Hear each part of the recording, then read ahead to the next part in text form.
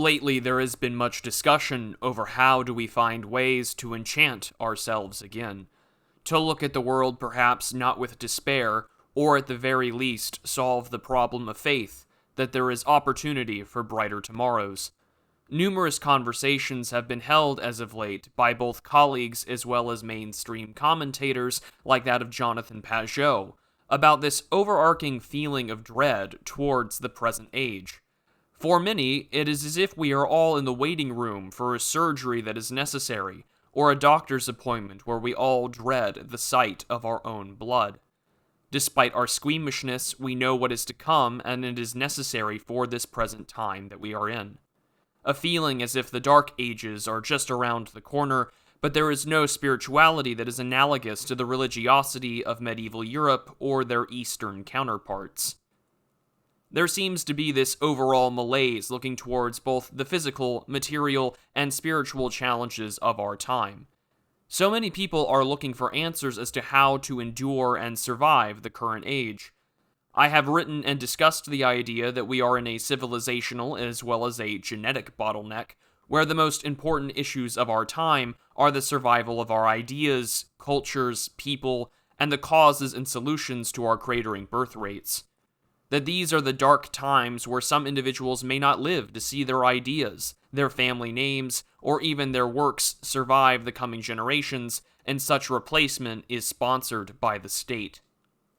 We are in a position to see just the entrance of this bottleneck, reconciling with the cultural, political, and technological changes that have kickstarted this great challenge and crisis to the West. This crisis is only just beginning. Now, as the world faces an ongoing fertility crisis, the Great Replacement and the Celebration Parallax move into overdrive, we're seeing cultures, accents, languages, and religions disappear alongside their histories and great canons of work in the name of some kind of progressive, chiliastic multiculturalism that comes with the subsequent erasure of what came before. There has been much discussion over political solutions, from remigration to the deconstruction of political mythologies everyday people are ruled over. There is this spiritual lens as well that many are looking towards the will to carry on. To make a terrible reference, as well as to date myself, I am reminded of Revenge of the Sith, wherein the surgical droid tells Obi-Wan Kenobi that Padme Amidala is simply losing the will to live.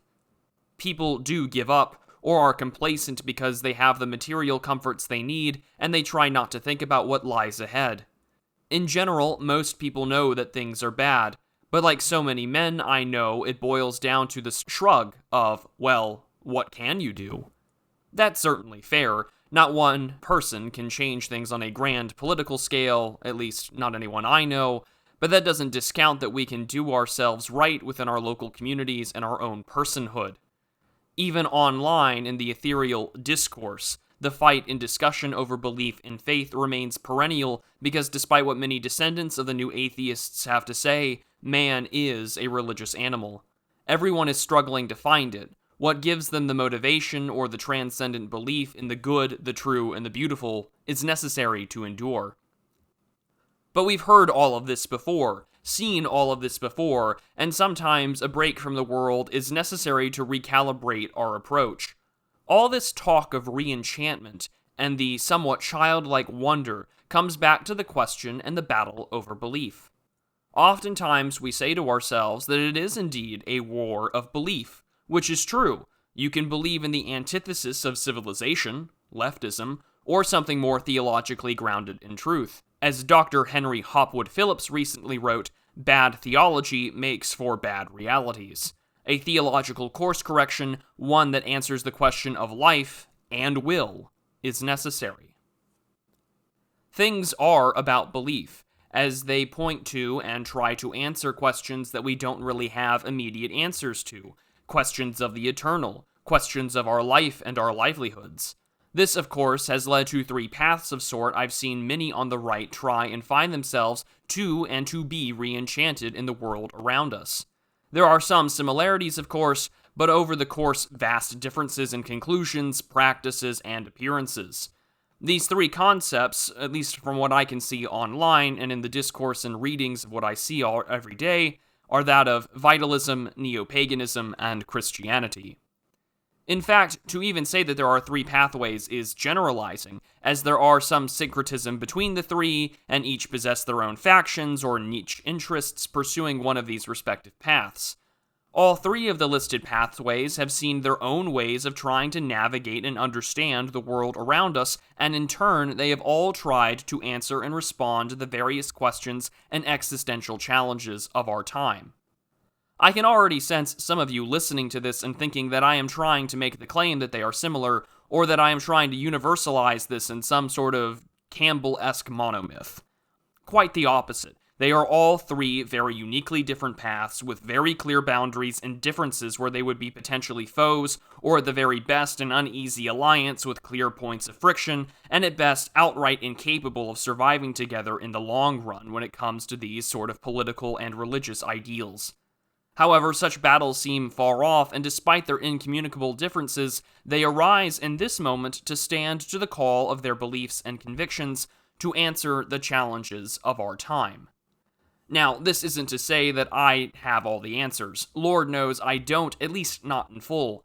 I do want to talk about some of the things I've recently experienced that have allowed me to put my thoughts to paper and express the ideas of how we ourselves can be re-enchanted. At the core of this crisis, much like the hero's journey, we must accept the call to be re-enchanted. We must accept the challenge. We have our adversaries. We have seen the enemy. He is the Bugman, the last man, the Judas Iscariot who has sold his soul in salvation for 30 pieces of OnlyFans and Ozempic. So many people on the political left, for instance, have decried the idea that we will return to a point in time of strong nations, strong people, and strong gods. Despite their lamentations over the political reactions to our current age, they're the ones that are still very much in power. The anti-establishment formula that's so easily manufactured and sold to their adherents, all while embracing what is to come as the consequences of it, hell or high-octane airline crashes. They are the individuals that look at the world and see the materialistic needs and ways in which they can make things better, that we can build more houses, that our nations are not yet full and we can somehow be happier in the midst of going against every single trend of what made civilization actually functional to begin with. For as much as these types scream about someone being ontologically evil, or better yet, how we need to have the newest and latest form of cuisine that is going to be dotted along every major metropolitan center. This, of course, is said as they turn a blind eye to supposedly flourishing neighborhoods, or even when they try and speak out in the name of their own ideals, they find themselves on the wrong end of a knife.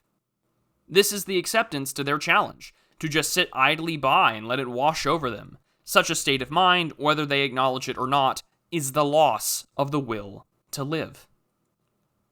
Our current age, as with so many ages that have come before us, have asked for more than what the average man can do. It has produced great men, but also possessed men, and men who were happy to sit idly by.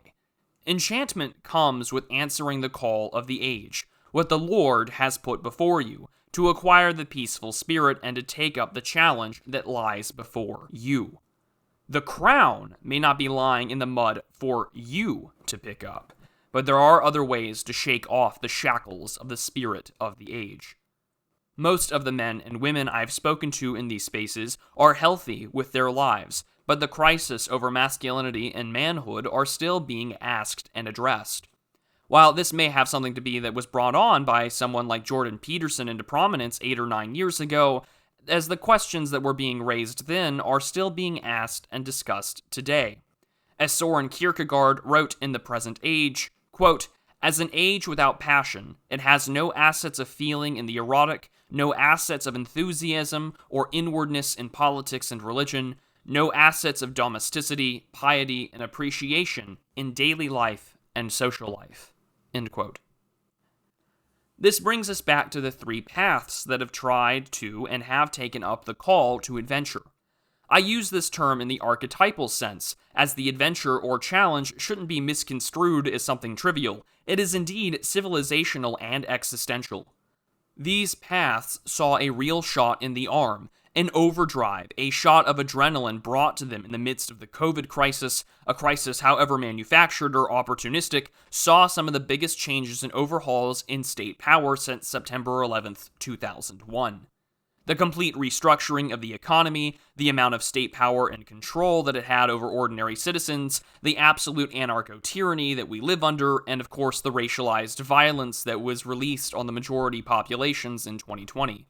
Indeed, the COVID crisis did bring about a resurgence of religious traditions and ideas, and brought them back to the forefront as we saw a mainly death-avoidant Western world meet the idea of dying in more than regular numbers, but also the riots, state control, and the manifestations of evil that came from the regime and its apparatchiks.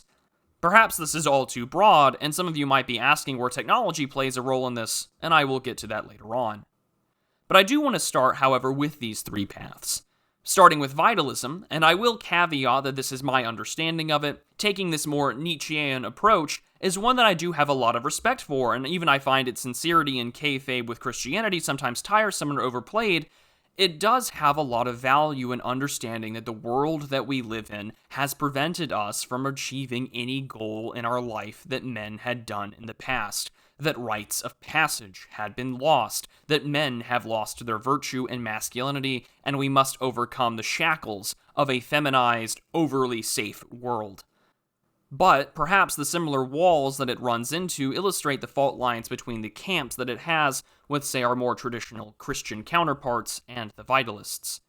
Trying to understand that we are in a time where strength is required, where health is paramount, that we live in an age where the old and the ugly and the worst of our passions are public virtues, so that the fat, degenerate excesses of our time have enabled the worst attitudes in our society. Absolutely true. We should be fit. We should be strong. We should be seen as beautiful, charismatic people that can successfully win the day and have the home to raise children in and be willing to defend it.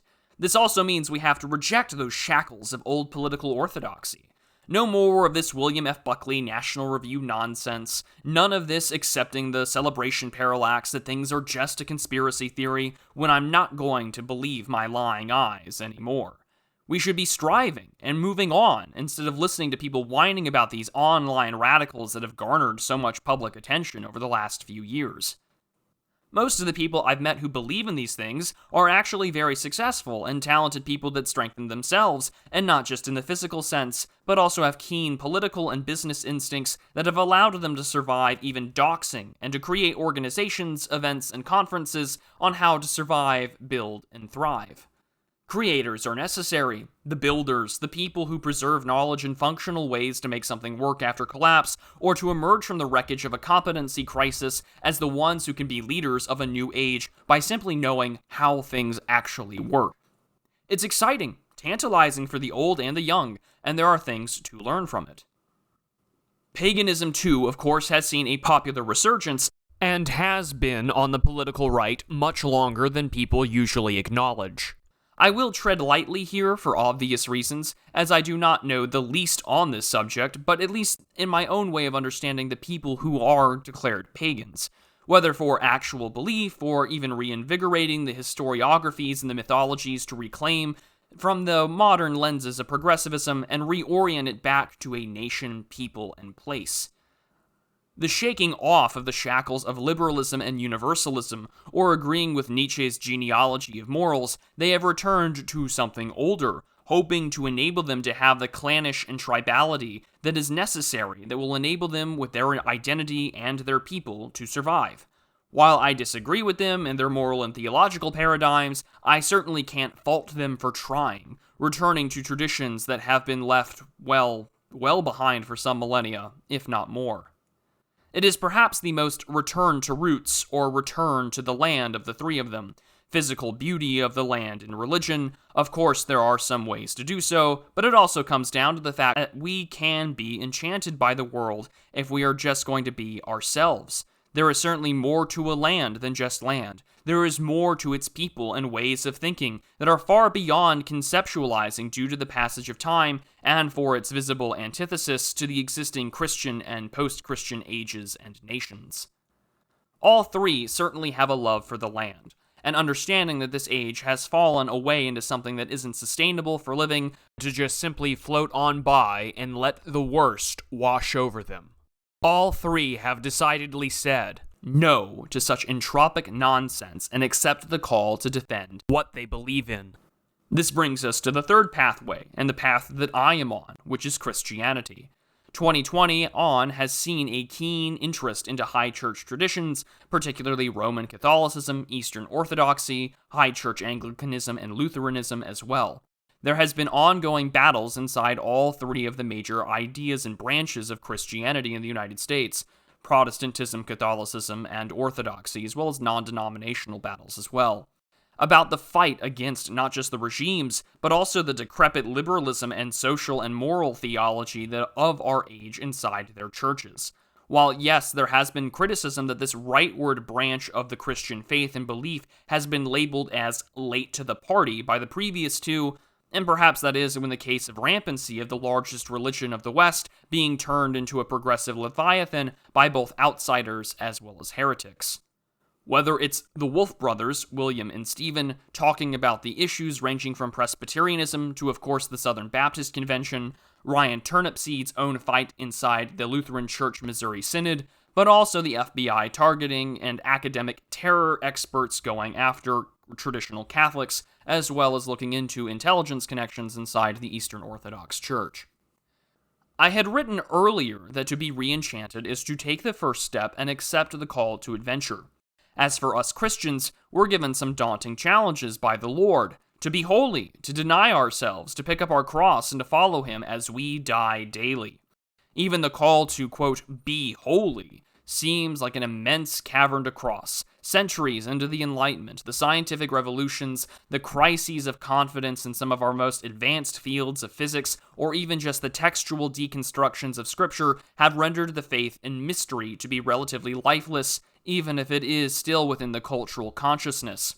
After all, we live in an age of decadence, where we can have anything at the click of a button. As Jonathan Bowden would say, who is certainly not a Christian, that an Albanian on a small motorbike can deliver it to you at 2 a.m. with a pizza if you so want. The same thing can be said about all the temptations, vices, and sins of the world. The prince of this earth can deliver it to you via Amazon, Pornhub, or whatever you so choose to invest your time and money in. On this ladder of divine ascent, it is so easy for demons to pick us up, pull us away, and make us fall down into the pit where we will be burned and swallowed alive.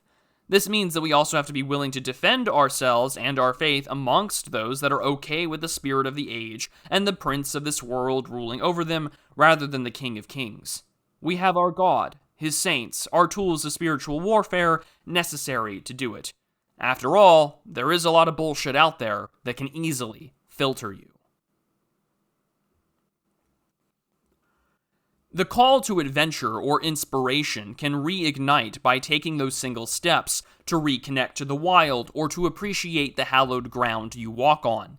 Patriotism, for example, while so easily twistable to suit regime interests, is incredibly powerful. For Americans, you can feel it when walking through the rows of gravestones at Arlington National Cemetery, or the aura of history that is overwhelming when you walk through Independence Hall in Philadelphia, Pennsylvania.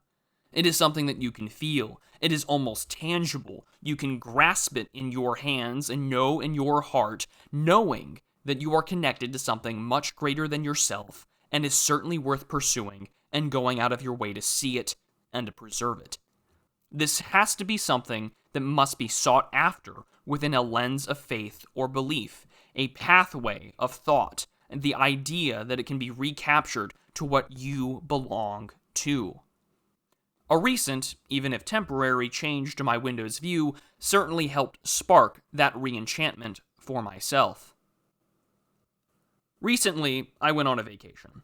This was the first time I had actually taken the time to travel and see parts of the country I haven't seen before, and was off to see old friends. I used to travel quite often when I was in college for both academic purposes but as well as extracurriculars. Yet this was the first time in years I had done something other than to plan out a trip and to see some friends and make the decision to drive rather than to fly. Not so much out of recent news because of the airline industry, it just happened to be cheaper that way. So, from Texas to North Carolina, I was more than happy to drive on my own and go through the South. I was already used to long-distance driving. Texas, as is the United States as a whole, a pretty damn big place. The adage about 100 years being a long time to Americans but nothing to Europeans is true, but so is the corollary about 100 miles being nothing to Americans but seemingly vast to our European friends.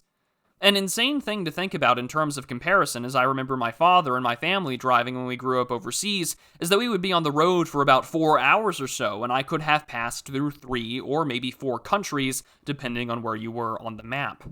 A 12-hour drive, for instance, can get you from El Paso, Texas, to the other side of the state if you include stops in traffic, and you still haven't left Texas. I took the time to get to where I was going. I had the time off thanks to use it or lose it vacation time. I split my drive into 2 days where I probably could have made it in one sitting. However, I couldn't have been more happy to just tweet about where I was going, taking pictures of various locations, venues, gas stations, and stops where I was at in order to secure the advice from other individuals about where to go. I took scenic routes and tried roads other than the interstate and the main highway, and I was rewarded with views that most don't see thanks to the convenience of the interstate highway system. I had driven through Arkansas and Tennessee, and I even found myself near Oak Ridge, where the Manhattan Project has its fame. I couldn't help but feel the strange aura of being there, as if I almost was in a location where witchcraft had taken place, not the old rituals of druids or others of old. This was a feeling instead of far more technological, thaumaturgic almost, with regards to metal and atoms and things I really still don't understand. Something more modern, something in which told me that things were being messed with around here that were not necessarily of this earth, but not necessarily from the kingdom of heaven either. I somewhat regret that none of you actually know what I saw, as I didn't really snap a lot of photos at all, leaving my phone in my car when I went to these places. Then again, I'm also really glad I didn't take any pictures to begin with. Not by taking photos and leaving my phone in my car, I was for once disconnected from the entire world that I access daily as my online self. There were long stretches of my drives, both on highways and scenic country and gravel roads, where I had no phone connection at all. It was just me, and me alone. No YouTube playing, no audiobook, no podcast, no text message, no phone calls, just me, the open road, and the sights around me. I actually took the time to stop at various historical sites along my drive to take a look at what constituted as the history of my people and my country. Something that I don't think too many people actually do when they say, historical marker 2 miles on your right. I would actually stop and see what the historical marker was. Events both local and national that would tell you that there was much more to the land that you were driving through. Whether it was about early frontiersmen, poets, authors, adventurers, journeymen, wars, legends and stories of Daniel Boone, all of a sudden you were reminded that this country has its own culture, its own history, something that was once taught all the time in public schools and in private education that has now been thoroughly eradicated. Even Disney, one of the biggest propagandists for a progressive monoculture, once animated the legends and histories of American folk tales like Paul Bunyan and Johnny Appleseed. For most people, outside of those who take the time to study their own history, such tales are nothing more than blink and you'll miss it signs on the highway. A history. Your history, of course. If you were to look it up, you would have the opportunity to learn about the lives and histories of settlers, minor celebrities, writers, poets, soldiers, and criminals that we had no idea what their story was unless we took the time to stop on the side of the road and look them up. And in doing so, and having multiple tabs on my phone about all these various historical figures and places, I had fallen in love with my country once more. I've driven quite some distance before in the United States, all across the West, the Pacific Northwest, and now most of the South.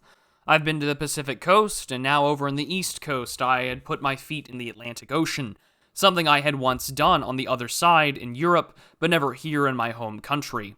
I couldn't help but find myself bewildered seeing small diner chains and people who worked there, to see these small towns and their small stores just like my own, and to talk to those willing to strike up conversation and ask where you're from, who you are, what you do, and why are you passing through these parts, was just something you don't see anymore.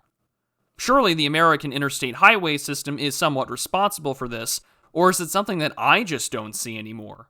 In the back of my mind, I know that America has become less homogenous, but accounting for geography, I was still in a region that I thoroughly identify with. After all, I'm not a trucker, I don't travel very often anymore, and my job is 100% remote, minus the some hour and a half travel I do to the main office every now and then. In the midst of my rhetoric about growing up without roots, I could feel them, however vestigial, or real, on the road and see the beauty of the land. All while reaffirming my beliefs as well, that I don't love my government or the people that run it, in part because they are so hostile and antithetical to what this nation was, but they're still certainly a part of that old country inside, especially the South.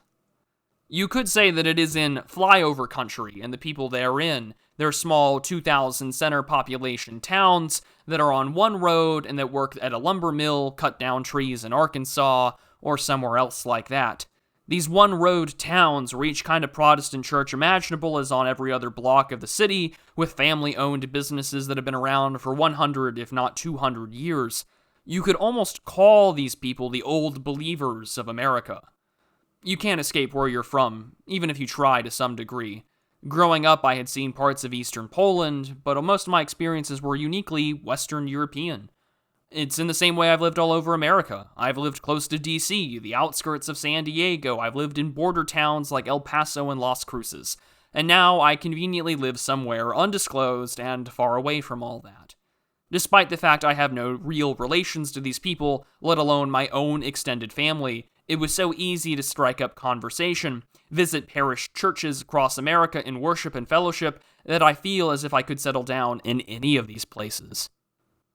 I don't really dive into a lot of the urban-rural debate discourse all that much, despite having very urban tendencies. I was, at heart and roots, raised very country, and despite these tendencies, it shows in my love for hunting, fishing, and being in the outdoors. Being so close to the outdoors where I live now, one of the things I tend to do is just take my books and go out into the woods and read. I suppose that'll change if I get married, but for now, it's a nice part of my leisure time outside of work and what I do online. The parks, the farmlands, the forest, all of it proves as a natural respite from the world that currently faces us all, even if it is a just temporary retreat. I suppose this brings us back to the discussion over where we can be enchanted again. Not like I was going to make this just a bait-and-switch style of vacation talk like Cliff Clavin from Cheers. There is a point to this discussion, if anything like the hero's journey, perhaps the wisdom from a wizened old frog can aid you in your own path. Inspiration is good, but not everyone can just drop everything and take a vacation or do the stereotypical backpacking through Europe kind of style of trip. The pause away from the online world was certainly a pleasure, but like with any break, one must return to their labors. After all, the writing and the YouTube money does certainly keep things cheap in terms of my transplant medication expenses, and I am thankful for your ongoing support. However, being away from the online world and the chats and the quote discourse for some time, I could feel that what was left of my neuroplasticity was returning to me. In my previous writings and YouTube videos, I have spent time discussing how our perception of the passage of time has been fundamentally warped by social media presence or the speed of said discourse. That discursive speed, or even the hyper-awareness of what's going on, is also an incredibly powerful tool outside the digital space as well, if you're looking to prepare for what the hard times are going to look like and that most certainly lie ahead. Yet in these discussions over digital deracination, wherein we have auto-amputated ourselves from the land and our neighbors around us for an extra-dimensional digital space, leaving us disconnected from people, history, and nation. This is where the outside world of our neighbors or local affairs disappear towards the latest bit of e-drama or cringe of the week. There should be a healthy balance between the two, and perhaps you can say I am projecting. Although I think I see enough of it online to know that there is a great disconnect between ourselves and the land that we live in. This isn't an advocacy for the terrible catchphrase of touch grass, but rather that enchantment must exist outside of a purely digital space. If there has been a vibe shift, where one can feel the energy shifting in the room, wouldn't you want to take that energy into something more tangible than just trying to ratio Bill Crystal on Twitter? The scrying mirror that is your phone can do more than just that. Sometimes it is good to be disconnected from the digital world, but it is essential to not lose sight of the connections and where the discourse exists.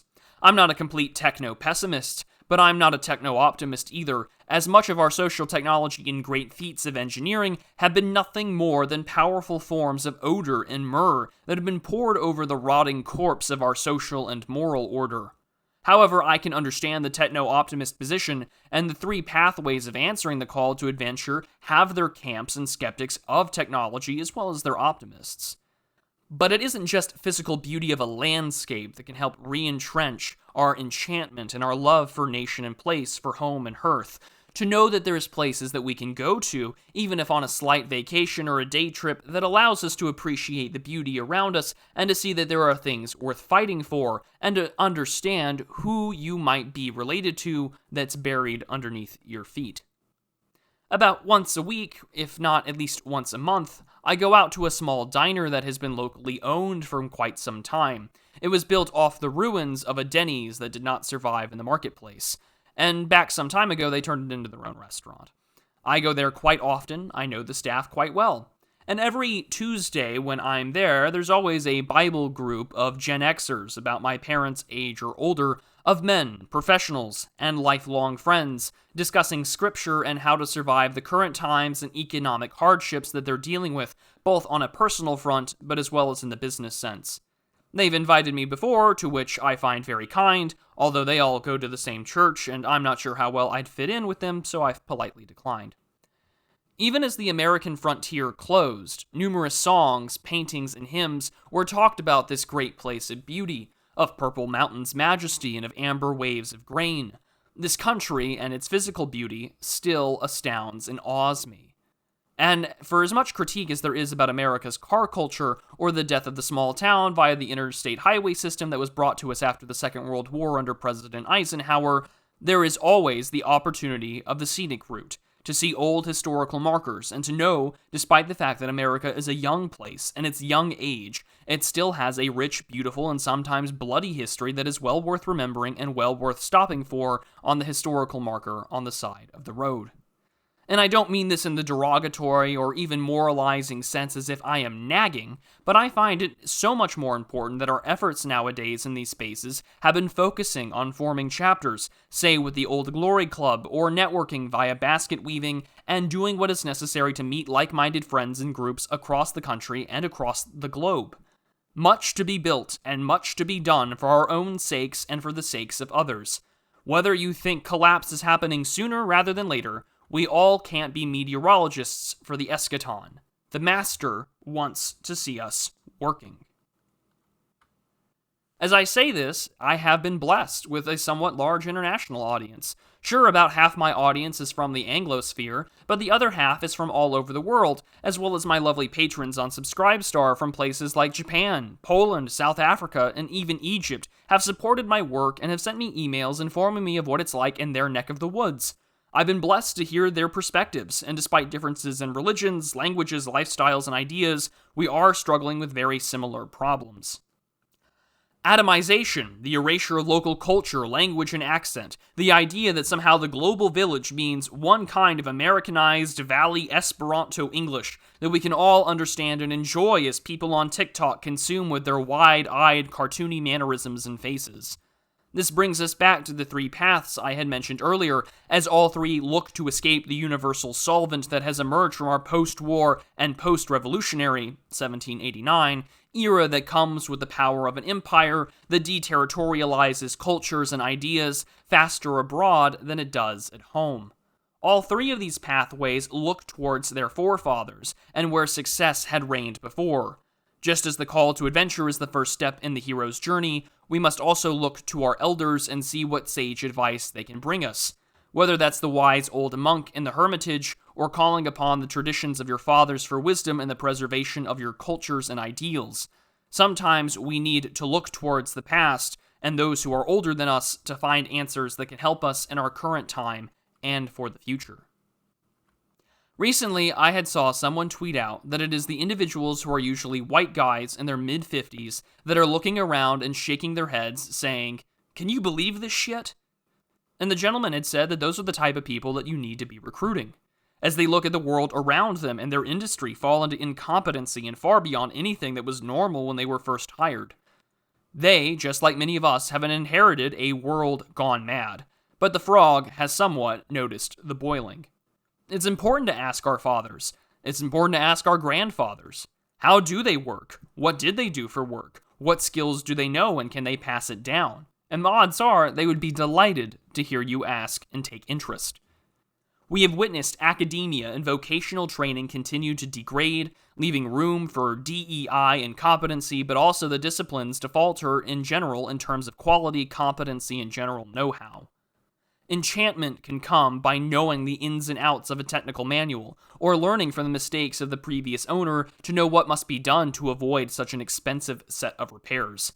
While boomer hate is all the rage, and to some point very understandably so, that doesn't mean that there aren't those in the ranks of seniority, or even within our own families, that could teach us about ourselves, as well as the tools of the trade. We can be enchanted by stories of old, enchanted by our own family and local traditions, as well as developing new traditions and how to carry them over to our present age, as well as 6 generations after us. Not too long ago, an older woman at church had brought together a family photo album of her husband and her husband's family. She had married into someone in their family who had escaped Russia during the Revolution and then came to America from Germany after the Second World War. They were Orthodox, but they were part of a circus troupe, and in order to get around the pre-war era to escape Russia, they would eventually be interred inside Germany until the end of the war. They would then come to America and start a new life, leaving their old fame and family world behind.